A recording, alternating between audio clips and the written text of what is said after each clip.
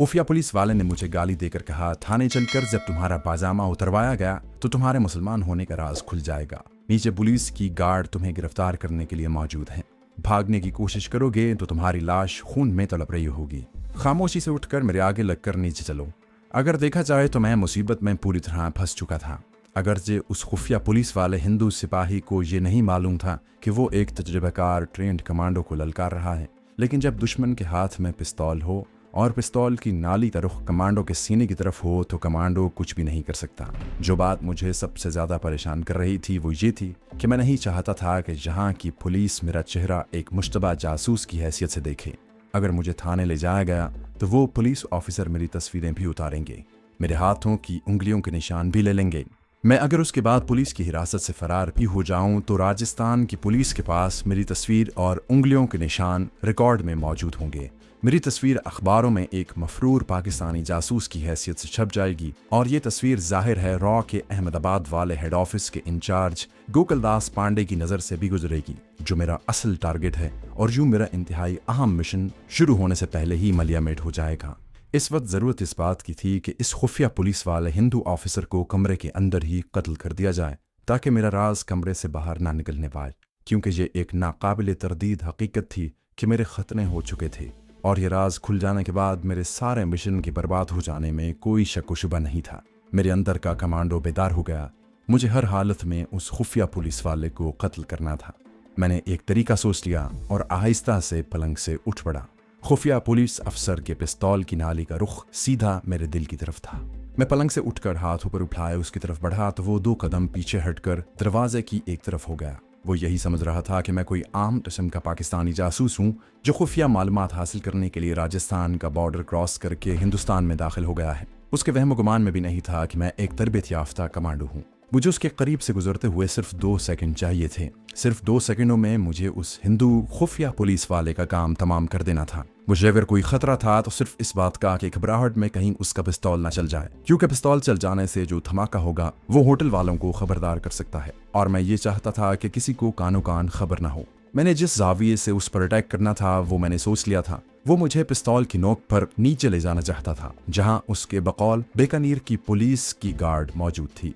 जैसे ही मैं उसके करीब से गुजरा, एक बिजली सी चमकी और दूसरे लम्हे खुफिया पुलिस अफसर का पिस्तौल नीचे गिर चुका था और उसकी गर्दन मेरे दाएं बाजू के आहने शिकंजे में थी। सिर्फ एक ही झटका काफी था। मेरी कमांडो ट्रेनिंग के तीनों उस्तादों ने मुझे इंसानी जिस्म की हड्डियां, खास तौर पर गर्दन की हड्डी के बारे में तफसील से बताया हुआ था कि किस तरह दुश्मन की गर्दन को शिकंजे में जकड़कर किस समत को झटका देना है। मैंने बिल्कुल अपनी ट्रेनिंग के मुताबिक झटका दिया था। खुफिया पुलिस का हिंदू सिपाही बड़ी आसानी से शिकार हो गया। एक झटका उसके लिए बहुत ज्यादा था। जब मैंने उसे फर्श पर गिराकर उसकी गर्दन को टटोला तो उसकी गर्दन की हड्डी 2-3 जगहों से टूट चुकी थी। सबसे पहला काम मैंने ये किया कि सदरी की जेब से रुमाल निकालकर उसकी गर्दन पर पड़े हुए अपनी उंगलियों के निशान अच्छी तरह रगड़कर मिटा दिए। फिर उसकी लाश को इस तरह घसीट कर पलंग के नीचे छुपा दिया कि मेरा हाथ उसके जिस्म के किसी हिस्से को न छुए। पिस्तौल को मैंने रुमाल से पकड़कर खुफिया पुलिस अफसर की लाश के करीब ही पलंग के नीचे रख दिया था। पलंग के ऊपर जो चादर पड़ी थी वो पलंग की पट्टी पर नीचे तक लटक रही थी और कमरे में कोई दाखिल हो तो उसे लाश नजर नहीं आ सकती थी। अब मुझे इस बात की तस्दीक करनी थी कि ये शख्स अपने साथ पुलिस के सिपाही लाया था या नहीं। मेरा कमरा इस मामूली से होटल की दूसरी मंजिल पर था और उसकी एक खिड़की बाजार में होटल के सामने खुलती थी। मैंने खिड़की का पर्दा जरा सा हटाकर नीचे देखा। उस खुफिया पुलिस वाले ने मेरे साथ ब्लफ चाल चली थी। नीचे पुलिस नहीं थी, वो अकेला ही मुझे गिरफ्तार करने आया था। उसने ठीक सोचा था। पिस्तौल उसके पास था और मैं एक आम किस्म का बकौल उसके पाकिस्तानी जासूस था। वो पिस्तौल दिखाकर आसानी से मुझे आगे लगा सकता था। अगर उसे किसी तरह भी ये पता चल जाता कि मैं एक जबरदस्त तरबियत याफ्ता सरफरोश किस्म का कमांडो हूँ तो वो ये हिमाकत कभी ना करता और अपने साथ पुलिस की पूरी गार्ड लाता। लेकिन उसका वक्त पूरा हो चुका था। इसके बावजूद मैंने सामने से नीचे उतरने का खतरा मोल न लिया। यह भी मुमकिन था कि पुलिस के सिपाही आसपास छुपे हुए हों। होटल के मुलाजिम लड़के को मैंने कह दिया था कि मैं रात का खाना नहीं खाऊंगा और अभी आराम कर रहा हूँ। मैंने पिछली खिड़की खोलकर नीचे देखा। शाम का धुंधला धुंधला अंधेरा हो रहा था। सहराओं में शाम का वक्त देर तक बरकरार रहता है, यानी शाम देर तक छाई रहती है। बाहर जो दरख्त था उसके 2-4 बड़ी शाखें होटल की खिड़की के साथ तो नहीं लगी हुई थी, मगर करीब से होकर ऊपर चली गई थी। कमांडो ट्रेनिंग के दौरान अगर मुझे चीते की होशियारी और घोड़े की तरह मुसलसल दौड़ते भागते रहना सिखाया गया था, तो बंदर की तरह दरख्त पर चढ़ने उतरने की ट्रेनिंग भी दी गई थी। मैंने कमरे की बत्ती जलती रहने दी, खिड़की पर चढ़कर दरख्त की बड़ी शाख पर छलांग लगा दी। मैं झूलकर दूसरी शाख पर जाकर टिक गया। नीचे निगाह डाली, उस तरफ कोई बाकायदा सड़क नहीं थी, खुली जगह थी। सामने भी एक दरख्त था जहाँ एक गाय और बकरी बंधी थी। मैं बड़े इत्मीनान से नीचे उतरा और एक तरफ चल पड़ा। थोड़ी दूर चलने के बाद बीकानेर शहर की एक बड़ी सड़क पर आ गया, जहाँ मामूली सी ट्रैफिक थी। ये पाकिस्तान बनने के 11-12 साल बाद का जमाना था।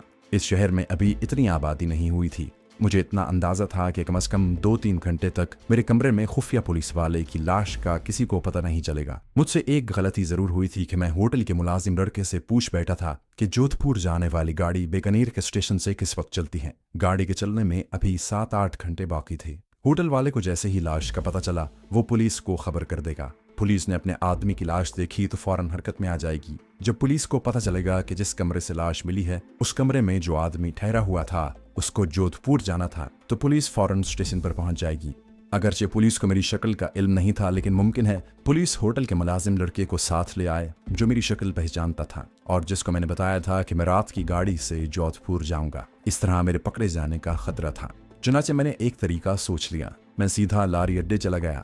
जोधपुर से बीकानेर आते हुए दरमियान में नागौर नाम का एक बड़ा शहर आया था। मैंने लारी अड्डे से मालूम किया कि नागौर को कोई लारी जाती है। पता चला कि रात को कोई लारी नहीं जाती, सुबह जाएगी। मैं इंतजार करने की पोजीशन में नहीं था। मेरे लिए इस शहर में रहना शदीद खतरे का बायस बन सकता था। जैसे जैसे वक्त गुजरता जा रहा था, वो नाजुक घड़ी करीब आती जा रही थी जब बीकानेर पुलिस की सारी फौज ने मेरी तलाश में निकल खड़ा होना था और पूरे शहर के लारियों के अड्डे और रेलवे स्टेशन की नाकाबंदी कर लेनी थी। मैं जिस खुफिया पुलिस अफसर को कत्ल करके उसकी लाश होटल के कमरे में पलंग के नीचे छुपाया था, उसका राज ज्यादा से ज्यादा 2-2.5 घंटे तक ही छुपा रह सकता था।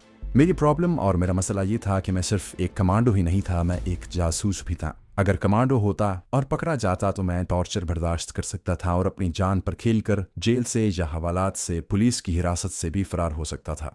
असल मसला ये था कि मेरे सामने एक इंतहाई अहम और तवील मिशन था और उसके लिए ज़रूरी था कि इंडिया की पुलिस के रिकॉर्ड पर मेरा नाम, मेरी शक्लें और मेरी उंगलियों के निशान ना आए। इस तरह मेरा मिशन अपने आगाज़ ही में तबाह हो सकता था। इसलिए मेरा पुलिस की निगाहों से रूपोश हो जाना बेहद ज़रूरी था। ट्रेन के जरिए जोधपुर जाने का तो सवाल ही पैदा नहीं होता था। लारी कोई नहीं उस तरफ जाती थी।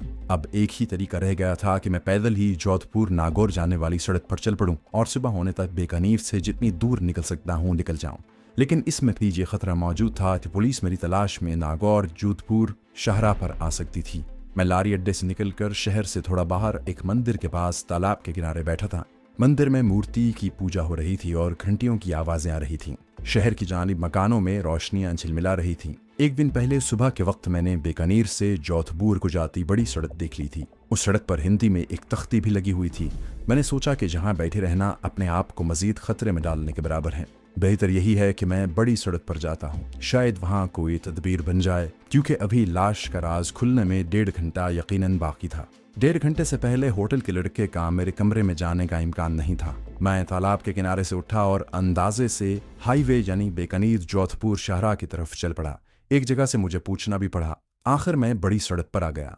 ये सड़क इतनी कुशादा नहीं थी मगर पक्की थी। महसूल चुंगी पर 1-2 ट्रक खड़े थे। एक ट्रक बीकानेर शहर में दाखिल होने वाला था और एक ट्रक का रुख जोधपुर नागौर की तरफ था। मुझे ख्याल आया कि इस ट्रक ड्राइवर से बात करनी चाहिए। अगर मैं ट्रक पर सवार हो जाऊं तो घंटे 1.5 घंटे में इस खतरनाक शहर से काफी दूर निकल सकता हूं। ये सोचकर मैं उस ट्रक की तरफ बढ़ा जिसका रुख जोधपुर नागौर की तरफ था। महसूल चुंगी पर एक बड़ा सा बल्ब रोशन था। लकड़ी के खोखे के अंदर एक आदमी बैठा कॉपी पर कुछ लिख रहा था। एक पगड़ी और दाढ़ी वाला आदमी उसके पास झुक कर खड़ा था। ये सिख मालूम होता था। मैं ट्रक के करीब आ गया। ड्राइवर की सीट खाली थी। एक दुबला पतला आदमी ट्रक के करीब ही ईंटों पर बैठा सिगरेट पी रहा था। ये ट्रक का क्लीनर लगता था। मैंने उसके पास जाकर नमस्ते कहा और पूछा कि ये ट्रक किस तरफ जा रहा है। उस आदमी ने मुझे गौर से ऊपर नीचे देखा और पूछा, क्या बात है महाराज, तुम क्यों पूछ रहे हो? मैंने कहा, राणा भाई, मुझे नागौर बड़ा जरूरी जाना है, गाड़ी छूट गई है। अगर ये ट्रक नागौर जा रहा है तो मुझे बिठा लो, मैं पैसे दे दूंगा।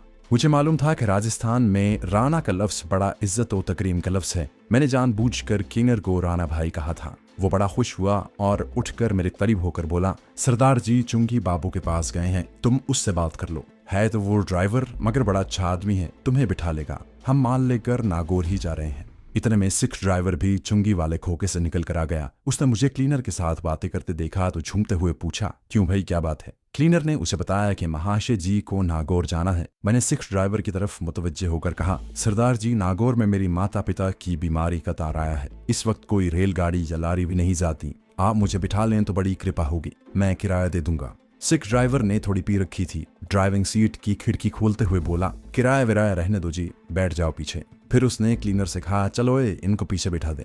ट्रक में बोरियां लदी हुई थीं।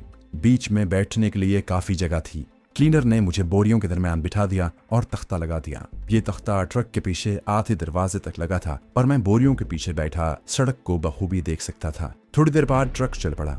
सड़क पर ट्रैफिक न होने के बराबर थी। कभी कभी कोई ट्रक गुजर जाता था। शहर से निकलने के बाद ट्रक ने रफ्तार पकड़ ली।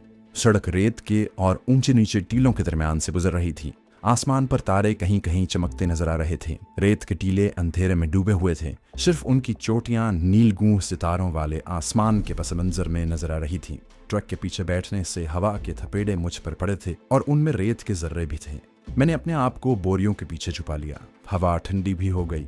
अचानक मुझे चंद्रिका, बदरू या हवाई मखलूक का ख्याल आ गया, जो मुझे अपने किसी पहले जन्म का खामद समझती थी और जो बीकानेर वाले होटल की खिड़की के बाहर भी जाहिर हुई थी। उसके बाद वो मुझे कहीं नजर न आई। मैंने खुदा का शुक्र अदा किया कि उस बला से भी पीछा छूटा और बीकानेर की बदरूह बीकानेर ही में रह गई। ट्रक सहराई रात में सड़क पर एक खास रफ्तार के साथ दौड़ता जा रहा था। मुझे कुछ मालूम नहीं था कि ये ट्रक नागौर किस वक्त पहुंचेगा। इतना जरूर मालूम था कि ये सफर काफी लंबा था। एक दो दफा मैंने बोरियों से टेक लगाकर सोने की कोशिश भी की, मगर ट्रक के पीछे से जो हवा के थपेड़े पड़ रहे थे वो सोने नहीं देते थे। रात गहरी होती जा रही थी। कोई 2.5-3 घंटे के बाद किसी कस्बे की रोशनी आ गई। ट्रक सड़क के किनारे एक जगह रुक गया। मैंने खुदा का शुक्र अदा किया। जल्दी से नीचे उतर कर कपड़ों पर पड़ी हुई रेत झाड़ने लगा। सिख ड्राइवर भी नीचे उतर रहा था। जहां चाय की 2-3 दुकानें थीं, जहां फिल्मी गीतों की रिकॉर्डिंग हो रही थी।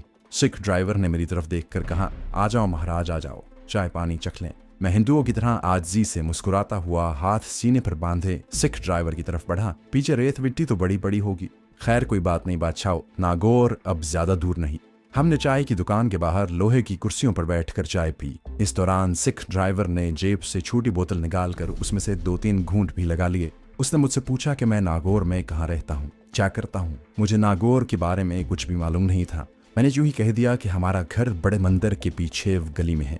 मैं धर्मवीर हाई स्कूल में टीचर हूँ। सिख ड्राइवर को थोड़ी थोड़ी चढ़ी हुई थी। उसने मेरी बात पर कोई ज्यादा तवज्जो न दी। होटल वाले का नाम लेकर उसे गाली दी और कहा कि सोडे वाटर की बोतल भेजे। कोई 1.25 घंटा वहां रुकने के बाद ट्रक फिर अपनी मंजिल की तरफ रवाना हो गया। इतना मुझे पता चल गया था कि हम नागौर पोप हटने पहुंचेंगे। उस वक्त मुझे जोधपुर जाने वाली कोई ना कोई गाड़ी मिल सकती थी। अगर रेलगाड़ी न मिली तो मैं किसी बस में सवार हो सकता था। मुझे यकीन था कि उस वक्त तक होटल में पुलिस अफसर की लाश मिल गई होगी और बीकानेर के पुलिस ने मेरी तलाश में शहर की नाकाबंदी कर ली होगी। ये भी मुमकिन था कि जोधपुर पुलिस को भी कत्ल की इत्तला कर दी गई हो और उसे मेरा हुलिया बता दिया गया हो। इसका मतलब ये था कि मुझे अब बड़ी एहतियात से काम लेना होगा। मैं एक खतरे से निकलकर दूसरे खतरे की हुदूद में दाखिल होने वाला था। इस हिसाब से मुझे नागौर पहुंचकर हरगिज रेलवे स्टेशन का रुख करना नहीं चाहिए था। मेरे लिए यही बेहतर था कि मैं नागौर से भी जोधपुर जाने वाली कोई लारी पकड़ लूं। लारी में चेकिंग का इतना इम्कान नहीं था।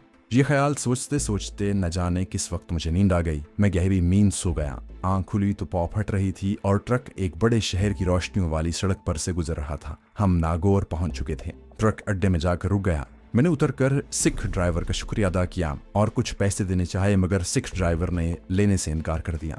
मैंने हाथ जोड़कर कहा, सरदार जी, मैं आपका धन्यवादी हूँ। अभी सुबह नहीं हुई थी, रात का अंधेरा बाकी था।